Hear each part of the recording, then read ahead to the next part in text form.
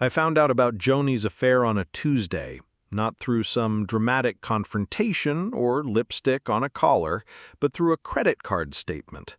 $200 at Romano's, the restaurant where we had our first date, except I'd been in Chicago that night for work. When I called to ask about the charge, she said it was a business dinner with her marketing team. But Joni worked in accounting, and her company's marketing department consisted of exactly one person, Derek Mills. For 3 weeks, I said nothing. I watched her delete text messages, noticed how she suddenly needed to work late twice a week, observed how she hummed while getting ready for those mysterious client meetings. The hardest part wasn't the betrayal. It was pretending I didn't know. But I had a plan forming. When I finally confronted her, she didn't even try to deny it. "I want a divorce," she announced, as if she'd been doing me a favor by cheating first. "We can make this easy, or we can make this hard."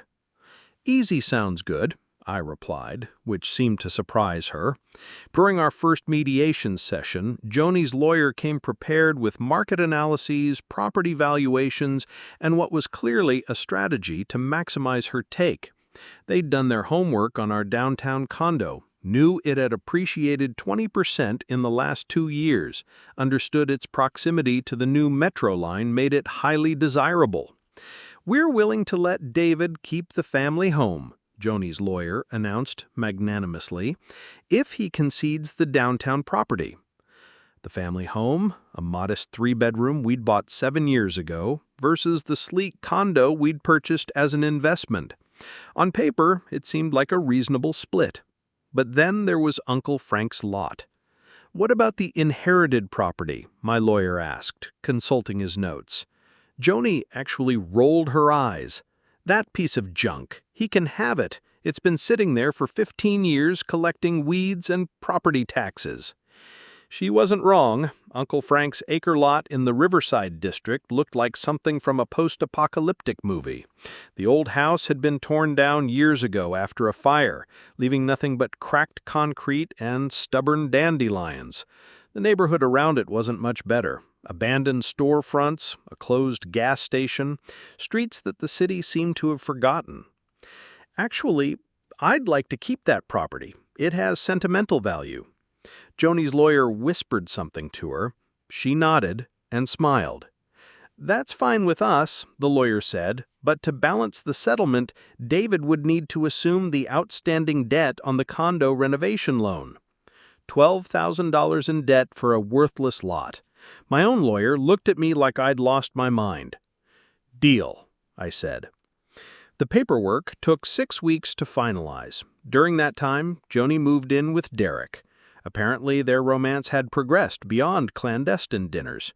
She seemed genuinely happy, which stung more than I expected. But every time that feeling crept in, I reminded myself to be patient.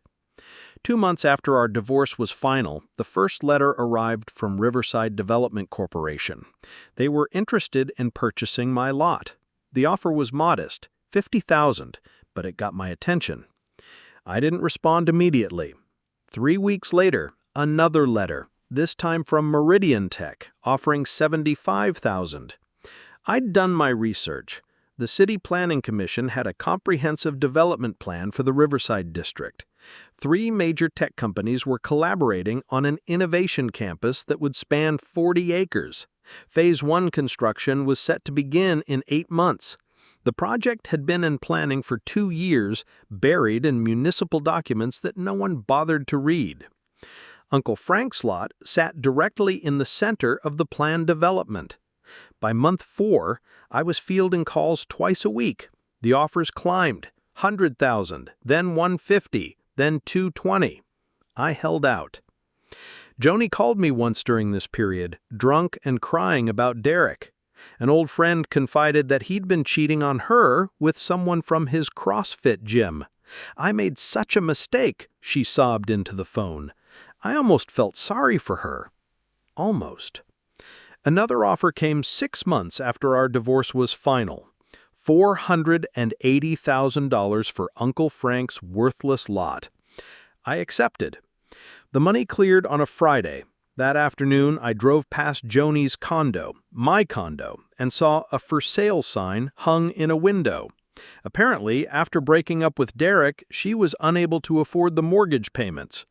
I could have called her, could have gloated, or explained how the Planning Commission documents were public record, how a simple Google search of the neighborhood would have revealed the development plans. I could have pointed out that her assumption of my stupidity had cost her nearly $500,000. Instead, I drove to Uncle Frank's lot one last time before the construction crews arrived. Standing there among the weeds and broken concrete, I realized the sweetest revenge wasn't that I had gotten 40 times the $12,000 loan I had to pay off. It was that Joni's own greed and arrogance had handed me the victory. Sometimes the best way to beat someone who thinks they're smarter than you is to let them outsmart themselves.